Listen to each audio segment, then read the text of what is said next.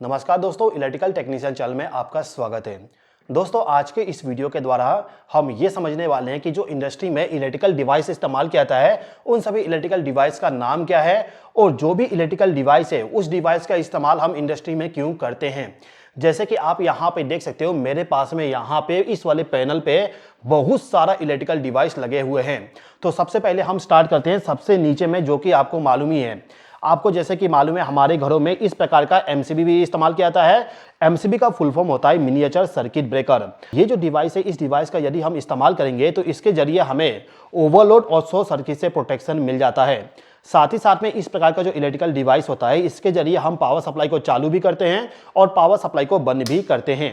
MCB के अलावा हमारे घरों में इस प्रकार का एक इलेक्ट्रिकल डिवाइस इस्तेमाल किया जाता है। ये जो इलेक्ट्रिकल डिवाइस है, इस डिवाइस को हम कहते हैं आरसीसीबी। इसका फुल फॉर्म होता है रेसिडुअल करंट सर्किट ब्रेकर। इस वाले डिवाइस को यदि हम हमारे घर में लगा देंगे तो इस कंडीशन में यदि किसी ने गलती से फेस सप्लाई को टच कर दिया, यानी कि यदि किसी को इलेक्ट्रिक शॉक लगता है, तो तुरंत ही ये जो आरसीसीबी है, ये पूरा का पूरा सर्किट को, मतलब कि पावर सप्लाई को बंद कर देता है। तो ये जो आरसीसीबी है, इसके अलावा इस टाइप का जो एमसीबी होता है, इन दोनों को यदि हम कंबाइन कर देंगे तो ये वाला डिवाइस बन जाएगा। ये जो डिवाइस है, इस डिवाइस को हम कहते हैं आरसीबीओ। ये जो आरसीबीओ है, इसका काम होता है ओवरलोड शॉर्ट सर्किट से प्रोटेक्शन प्रोवाइड करना, साथ ही साथ में इलेक्ट्रिक शॉक से भी प्रोटेक्शन प्रोवाइड कर देता है। अब इसके बगल में हम यहाँ पे चलते हैं तो हमारे पास में डबल पोल वाली एमसीबी है। इसके अलावा यहाँ पर भी हमारे पास में आरसीबीओ है। इस वाले आरसीबीओ में आप देखोगे, यहाँ पे फेज सप्लाई के लिए अलग है, न्यूट्रल सप्लाई के लिए अलग कलर दिया गया है। यहाँ पे दो डिफरेंट कलर इसलिए दिया गया क्योंकि जो हमारा प्रोटेक्शन है वो प्रोटेक्शन केवल फेज सप्लाई में ही किया गया है। न्यूट्रल सप्लाई में आपको कोई भी प्रोटेक्शन नहीं मिलेगा। केवल यहाँ पे न्यूट्रल पावर सप्लाई जो है वो केवल ऑन ऑफ होती है। न्यूट्रल पावर सप्लाई में कोई भी प्रोटेक्शन नहीं है, केवल फेज सप्लाई में प्रोटेक्शन है, इसलिए यहाँ पे थोड़ा सा कलर कोडिंग कर दिया गया है। अब इसी के बगल में आप देखोगे तो यहाँ पे लगा हुआ है कॉन्टेक्टर। इसके ऊपर में क्या लगा हुआ है इसको मैं थोड़ा रुक के बताऊंगा। सबसे पहले इसको निकाल लेता हूं और सबसे पहले कॉन्टेक्टर के बारे में समझ लेते हैं। देखिए दोस्तों, इंडस्ट्री में बहुत सारे मोटर होते हैं, मशीनें होती हैं, जिनको हमें चालू बंद करना होता है। तो किसी भी मशीन को, किसी भी मोटर को चालू बंद करने के लिए हम इस प्रकार का कॉन्टेक्टर इस्तेमाल करते हैं। हमारा जो इस प्रकार का एमसीबी होता है, उस एमसीबी का काम केवल पावर सप्लाई को चालू बंद करना होता है और चालू बंद करने के लिए हम मैनुअली इसको चालू बंद करते हैं। लेकिन यदि आप इस वाले कॉन्टेक्टर को लगा दोगे तो इस कंडीशन में ये कॉन्टेक्टर हमारा कहीं दूर से भी चालू बंद हो जाएगा। इसके अलावा कॉन्टेक्टर का इस्तेमाल करने से हमें बहुत सारा प्रोटेक्शन और बेनिफिट भी मिल जाता है, जो कि मैं आपको यहाँ पे ज़्यादा डिटेल में एक्सप्लेन नहीं करूंगा। अभी के टाइम पे आप ये समझ लीजिए कि जो कॉन्टेक्टर होता है, उस कॉन्टेक्टर के जरिए हम पावर सप्लाई को चालू बंद करने का काम करते हैं। मतलब कि ये एक प्रकार का स्विच है और ये जो स्विच है, इस स्विच का इस्तेमाल हम करते हैं हाई करंट के लिए। मतलब कि जहां पे ज्यादा करंट फ्लो होगा, उस करंट को कंट्रोल करने के लिए, मतलब कि चालू बंद करने के लिए हम इस प्रकार के कॉन्टेक्टर का इस्तेमाल कर लेते हैं।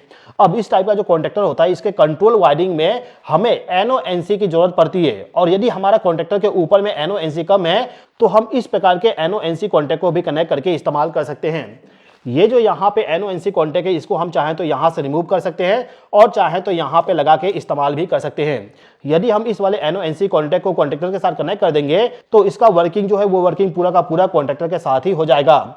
मतलब कि ये जो एडम ब्लॉक है, इसको हम एडम ब्लॉक कहते हैं। तो एडम ब्लॉक जो होगा, ये एडम ब्लॉक हमारा केवल एनओएनसी का काम करता है। एनओएनसी क्या होता है, यदि आपको समझ नहीं आता है तो इसका मैंने वीडियो बना दिया। उस वीडियो को देखने के लिए ये जो आई वाला बटन है, इस पर क्लिक करके आप देख सकते हो, ठीक है। अब इसके अलावा इस वाले कॉन्टेक्टर के ऊपर में इस प्रकार का डिवाइस लगा हुआ था। ये जो डिवाइस है, ये डिवाइस है हमारा टाइमर। ये एक प्रकार का एडम ब्लॉक वाली टाइमर है। इसके बारे में मैं आपको थोड़ा रुक के बताता हूं। इससे पहले एक टाइमर के बारे में समझ लीजिए। जैसे कि आप ऊपर में देखोगे, यहाँ पे एक टाइमर लगा हुआ है। ये जो टाइमर है, इस टाइमर का हम इस्तेमाल करते हैं किसी टाइम के अकॉर्डिंग किसी चीज को कंट्रोल करने के लिए। मान लीजिए कि आपके पास में कोई मोटर है, उस मोटर को केवल आधे घंटे रन करवाना है, तो उसके लिए हम इस प्रकार का टाइमर कनेक्ट कर देते हैं। जिससे क्या होगा, टाइमर हमारा पावर सप्लाई को आधे घंटे के बाद बंद कर देगा, या फिर हम चाहें तो आधे घंटे के बाद में मोटर को चालू करने के लिए इस टाइमर का भी इस्तेमाल कर सकते हैं। तो टाइमर जो होता है, वो टाइमर हमारा किसी पर्टिकुलर टाइम के बाद में किसी मशीन को चालू करने के लिए या फिर पर्टिकुलर टाइम के बाद में मशीन को बंद करने के लिए हम इस प्रकार के डिवाइस को इस्तेमाल करते हैं, मतलब कि टाइमर का इस्तेमाल करते हैं। तो ये जो टाइमर है, इसी टाइमर का एक दूसरा रूप आप यहाँ पे देख सकते हो, ये वाला। उस वाले टाइमर को ऑपरेट करवाने के लिए हमें पावर सप्लाई प्रोवाइड करना पड़ता है, लेकिन इस वाले टाइमर को ऑपरेट करवाने के लिए हमें केवल कॉन्टेक्टर को चालू करना पड़ता है। जैसे ही कॉन्टेक्टर चालू होगा, इसका भी टाइम काउंट होना स्टार्ट हो जाएगा। इस टाइप का टाइमर हमारा ऑन डिले और ऑफ डिले में आता है। ये जो टाइमर लगा हुआ है, ये हो गया यहाँ पे ऑफ डिले। आप देखोगे यहाँ पे लिखा हुआ है ऑफ डिले। और इसी के बगल में आप देखोगे यहाँ पे एक और टाइमर लगा हुआ है और ये टाइमर हमारा है ऑन डिले। आप यहाँ पे देख सकते हैं इसके ऊपर में लिखा हुआ है on delay. On delay timer और ऑफ डिले टाइमर क्या होता है और इनके बीच में डिफरेंस क्या है, यदि आप सीखना चाहते हो तो इसका भी वीडियो मैंने बना दिया हूं, आई बटन पे आपको लिंक मिल जाएगा। ठीक है। अच्छा, यहां पे आप देखोगे मेरे पास में यहां पे एक और डिवाइस है। ये डिवाइस होता है वोल्टेज से प्रोटेक्ट करने वाली डिवाइस। जैसे कि आप लोगों ने देखेंगे हमारे घरों में जो पावर सप्लाई आती है वो पावर सप्लाई कभी कभी बढ़ जाती है, कभी कभी कम हो जाती है, मतलब कि हाई वोल्टेज होता है, कभी कभी लो वोल्टेज हो जाती है। तो हाई वोल्टेज से और लो वोल्टेज से प्रोटेक्ट करने के लिए हम इस प्रकार के डिवाइस का इस्तेमाल करते हैं। इस वाले डिवाइस को हम कहते हैं वोल्टेज मॉनिटरिंग रिले या फिर वोल्टेज प्रोटेक्शन डिवाइस। ठीक है। इसी के बगल में यहाँ पे एक पल्स वाली रिले है। इस रिले का काम होता है चालू और बंद करना, मतलब कि जिस प्रकार से हमारा स्विच होता है सेम इसी प्रकार से होता है ये भी। इसमें हमें पावर सप्लाई प्रोवाइड करना होता है। पावर सप्लाई प्रोवाइड करेंगे तो ये एक बार में ऑन हो जाएगा, दूसरी बार पावर सप्लाई प्रोवाइड करने पे ये ऑफ हो जाएगा। मतलब कि यदि हम एक बार पल्स सिग्नल देंगे तो ये ऑन हो जाएगी और दूसरी बार पल्स सिग्नल देने पे ये ऑफ हो जाएगा। इसके बगल में जो यहाँ पे ये वाला डिवाइस है, ये डिवाइस भी हमारा कॉन्टेक्टर है। मतलब कि जिस प्रकार से ये वाला कॉन्टेक्टर है सेम टू सेम ये वाला भी हमारा कॉन्टेक्टर है। इसका भी working same to same contactor के जैसे ही है। इसके बगल में यहाँ पे टाइम स्विच लगा हुआ है, मतलब कि एक टाइमर है जिसपे हम टाइम को प्रोग्राम करके अपने टाइम के अकॉर्डिंग किसी डिवाइस को चालू बंद करवा सकते हैं। इस वाले टाइमर में डिस्प्ले दिया गया, मतलब कि ये डिजिटल वाली टाइम स्विच है। ठीक है। अब इसी के ऊपर में देखोगे यहाँ पर भी डिजिटल वाली टाइमर है। इस वाले टाइमर में हम टाइम को प्रोग्राम करके आसानी से टाइम के अकॉर्डिंग किसी भी डिवाइस को चालू बंद कर सकते हैं। यहाँ पे एमसीबी है, ये है हमारा टाइमर। इस टाइप का टाइमर का इस्तेमाल मोस्टली कंडीशन में जो स्ट्रीट लाइट होती है उसको चालू बंद करने के लिए इस्तेमाल करते हैं। वैसे ये जो सभी इलेक्ट्रिकल डिवाइस है इनका वीडियो मैंने ऑलरेडी बना दिया हूँ। यदि आप इन सभी डिवाइस में से किसी भी डिवाइस के बारे में जानना चाहते हो तो इसके लिए मेरा जो यूट्यूब चैनल है वहां पर जाके आप देख सकते हो, वीडियो आपको मिल जाएगा। आपको थोड़ा सा खोजना पड़ेगा लेकिन हर एक डिवाइस का आपको अलग अलग वीडियो मिल जाएगा। मतलब कि यहाँ पे ये वाला टाइमर जो है इसका इस्तेमाल कैसे करेंगे, किस प्रकार से वायरिंग करेंगे उसका भी वीडियो आपको मिल जाएगा। इस वाले टाइमर का भी आपको वीडियो मिल जाएगा। ये जो यहाँ पे मैकेनिकल टाइमर है इस टाइमर का भी वर्किंग कैसे होती है, किस प्रकार से वायरिंग करते हैं उसका भी वीडियो आपको मिल जाएगा। इसके अलावा दोस्तों मैं आपको बताना चाहूंगा यदि आप इलेक्ट्रिकल वायरिंग को सीखना चाहते हो तो मैंने एक कोर्स बनाया हूं जिस कोर्स की मदद से आप आसानी से किसी भी इलेक्ट्रिकल पैनल का वायरिंग, किसी भी स्टार्टर का वायरिंग सीख सकते हो। तो यदि आप इलेक्ट्रिकल वायरिंग को सीखना चाहते हो तो इसके लिए मेरा जो इलेक्ट्रिकल टेक्नीशियन वाली ऐप है उसको आप डाउनलोड कर लीजिएगा। ऐप को डाउनलोड करने का लिंक मैंने डिस्क्रिप्शन में दे दिया हूं। साथ ही साथ में जो कोर्स है इलेक्ट्रिकल वायरिंग का उस कोर्स का भी लिंक मैंने डिस्क्रिप्शन में दे दिया हूं। वहां पे क्लिक करके आप कोर्स को ज्वाइन कर सकते हो। चलिए अब हम यहां पे बाकी डिवाइस के बारे में भी समझ लेते हैं। जैसे कि मैंने आपको थोड़ी देर पहले बताया ओवर वोल्टेज अंडर वोल्टेज से प्रोटेक्ट करने के लिए हम एक डिवाइस का इस्तेमाल करते हैं जिसको हम कहते हैं वोल्टेज मॉनिटरिंग रिले। सेम वही डिवाइस यहां पे ये लगा हुआ है। इस डिवाइस में हमें ओवर वोल्टेज, अंडर वोल्टेज, इसके अलावा ओवर करंट से भी प्रोटेक्शन मिल जाती है। इसके अलावा यहाँ पे डिजिटल वाली टाइमर है। इस टाइमर का भी काम पूरा का पूरा हमारा उस वाले टाइमर के जैसे ही होता है, मतलब कि जो भी प्रोग्रामिंग करेंगे उस प्रोग्रामिंग के अकॉर्डिंग हमारे डिवाइस को चालू बंद करेगा। यहाँ पे लगा हुआ है वीएमआर जो कि ये वाला है। यहाँ पर भी टाइमर है। इसके अलावा आप देखोगे यहाँ पे ये वाला डिवाइस लगा हुआ है। ये जो डिवाइस है इस डिवाइस को हम कहते हैं फ्यूज। ये जो पूरा हिस्सा है इसको हम कहते हैं फ्यूज होल्डर और इसके अंदर में हम फ्यूज को डालते हैं इस प्रकार से। ये होता है फ्यूज। फ्यूज का काम हमारा सेम टू सेम एमसीबी के जैसे होता है, मतलब कि ओवर करंट और शॉर्ट सर्किट के कंडीशन में ये फ्यूज हमारा ब्लोन हो जाएगी। तो इंडस्ट्री में फ्यूज को लगाने के लिए हम इस प्रकार का फ्यूज होल्डर का इस्तेमाल करते हैं। इसको मैं यहाँ पे दोबारा लगा देता हूँ और बंद कर देता हूँ। इसके बगल में यहाँ पे वोल्ट मीटर है। इस वाले वोल्ट मीटर में आप आर वाई बी तीनों फेज के वोल्टेज को मेजर कर सकते हो और इस वाले वोल्ट मीटर में केवल एक फेज के वोल्टेज को मेजर कर सकते हो। आप चाहें तो फेज टू फेज वोल्टेज को मेजर कर लीजिए या फिर फेज टू न्यूट्रल वोल्टेज को मेजर कर लीजिए। दोनों कंडीशन में हमारा ये वोल्ट मीटर काम आ जाएगा। इसके अलावा यहाँ पर भी मेरे पास में बहुत सारा फ्यूज होल्डर है जिसके अंदर में फ्यूज ऑलरेडी लगा हुआ है। ये है हमारा over voltage under voltage protection relay जो कि मैंने आपको बता दिया। यहां पर है फ्रीक्वेंसी मीटर, मतलब कि जो हमारे घरों में पावर सप्लाई आती है उस पावर सप्लाई का फ्रीक्वेंसी कितना है, यदि आप उसको चेक करना चाहते हो तो इस वाले फ्रीक्वेंसी मीटर का इस्तेमाल करना पड़ेगा। इसके अलावा यहाँ पे अमीटर वोल्ट मीटर है जिसके जरिए हम करंट और वोल्टेज दोनों को मेजर कर सकते हैं। अब यहाँ पर है रिले। रिले का काम भी सेम टू सेम कॉन्टेक्टर के जैसे होता है, मतलब कि रिले भी हमारा एक प्रकार का स्विच है, लेकिन इस वाले स्विच का इस्तेमाल हम लो करंट के लिए करते हैं। मतलब कि यदि 1-2 एम्पीयर का करंट फ्लो हो रहा है तो उस जगह पे हम इस वाले रिले का इस्तेमाल कर लेंगे। वैसे रिले का इस्तेमाल मोस्टली कंडीशन में हम कंट्रोल सर्किट में करते हैं। रिले के बारे में यदि आप डिटेल से समझना चाहते हो तो वीडियो मैंने बना दिया हूं, वहां पे आप जाके देख सकते हो। इसके अलावा यहाँ पे देखोगे टाइमर लगा हुआ है, इसके बारे में ऑलरेडी बता दिया हूं। यहाँ पे है इंडिकेशन लैंप, मतलब कि जो हमारा पावर सप्लाई है 3 फेस वाली, वो पावर सप्लाई आ रहा है कि नहीं आ रहा है उसको पता करने के लिए इंडिकेशन लैंप, मतलब कि लैंप का कनेक्शन करते हैं। तो यहाँ पे मेरे पास में है इंडिकेशन लैंप जो कि पैनल पे माउंट होने वाली है, मतलब कि इस प्रकार का जो सी चैनल होती है उसके ऊपर माउंट करने वाली ये इंडिकेशन लैंप है। ये जो मेरे पास में इंडिकेशन लैंप है इसमें तीनों फेस का पावर सप्लाई एक साथ में बता देगा। इसके अलावा आप देखोगे यहाँ पे सर्ज प्रोटेक्शन डिवाइस है। जैसे कि आप लोगों ने देखे होंगे बारिश के समय में हमारे घर में जो पावर सप्लाई आता है उसका वोल्टेज बहुत ही ज्यादा बढ़ जाती है, जिसकी वजह से हमारे घर के पूरे इलेक्ट्रिकल डिवाइस जल जाते हैं, खराब हो जाते हैं।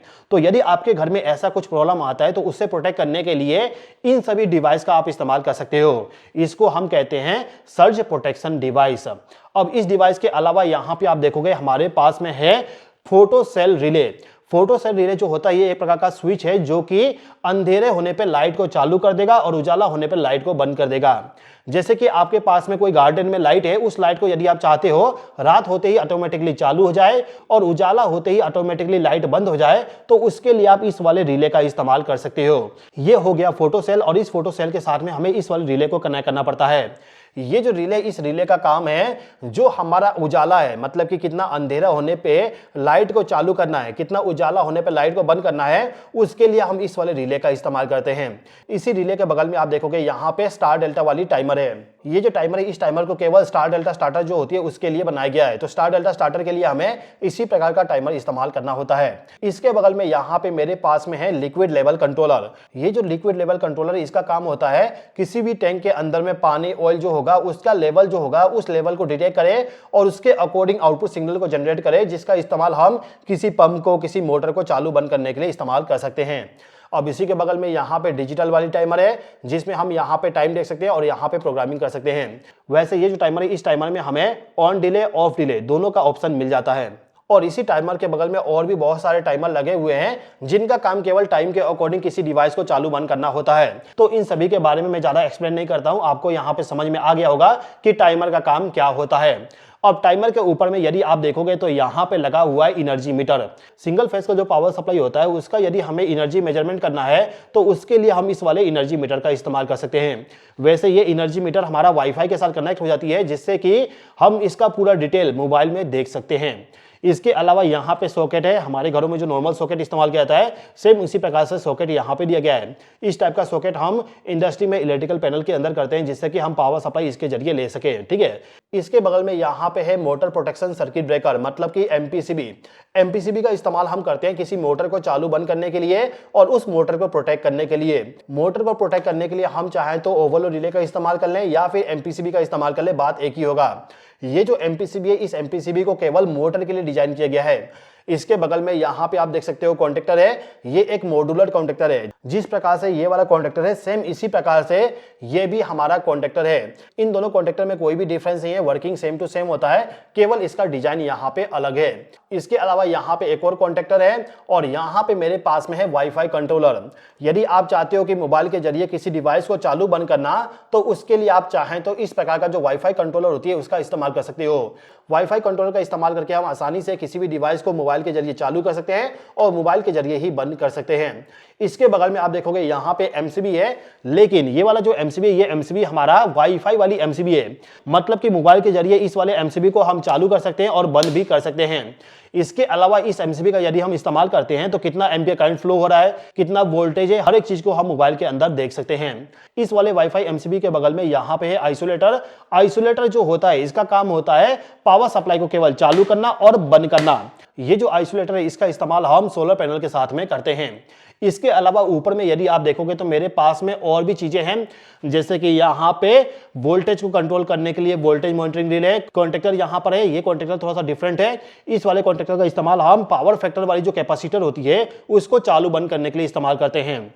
यहाँ पे मेरे पास में इलेक्ट्रॉनिक ओवरलोड रिले है। मोटर के साथ में जो हम ओवरलोड रिले इस्तेमाल करते हैं उसी के जैसे पूरा का पूरा ये वाला भी ओवरलोड रिले होता है, लेकिन उस वाले ओवरलोड रिले से ज्यादा प्रोटेक्शन आपको इलेक्ट्रॉनिक वाली ओवरलोड रिले प्रोवाइड कर देता है। इस वाले ओवरलोड रिले में करंट को हम सेट कर सकते हैं, साथ ही साथ में यहाँ पे हम टाइम को भी सेट कर सकते हैं कि कितना टाइम में हमें ओवरलोड रिले के जरिए मोटर को बंद करवाना है। इसके बगल में आप देखोगे यहाँ पे मेरे पास में डिजिटल कॉन्टेक्टर है, यहाँ पे मेरे पास में फ्लैशर रिले है। फ्लैशर रिले भी हमारा एक प्रकार का टाइमर ही है जो कि टाइम के अकॉर्डिंग दो मोटर को चालू बंद करता है। मतलब कि यदि आपके पास में कोई दो मोटर है, उस मोटर को अल्टरनेट में चालू बंद करवाना है तो उसके लिए हम इस प्रकार का फ्लैशर रिले का इस्तेमाल करते हैं। इसके बगल में यहाँ पे हमारे पास में पिन टाइप का टाइमर है। अब ये जो सभी इलेक्ट्रिकल डिवाइस है, इस डिवाइस के अलावा भी मेरे पास में बहुत सारा इलेक्ट्रिकल डिवाइस है जिसके बारे में मैं आपको अभी के टाइम पे नहीं बता रहा हूं। यदि आप सभी लोग कमेंट करेंगे कि सर बाकी डिवाइस के बारे में भी बताइए, तो मैं उसके लिए उसका वीडियो बना दूंगा, मतलब कि इस वीडियो का सेकंड पार्ट आ जाएगा यदि आप सभी लोग कमेंट करते हैं तो। और दोस्तों मैं आपसे बताना चाहूंगा कि यदि आप इलेक्ट्रिकल वायरिंग को सीखना चाहते हो तो मेरा जो कोर्स है उस कोर्स को आप ज्वाइन कर लीजिएगा।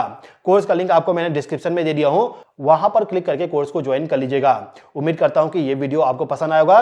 वीडियो पसंद आए तो लाइक जरूर कर दीजिएगा, और यदि आपने अभी तक चैनल को सब्सक्राइब नहीं किए तो सब्सक्राइब भी कर लीजिएगा। इस वीडियो को देखने के लिए धन्यवाद।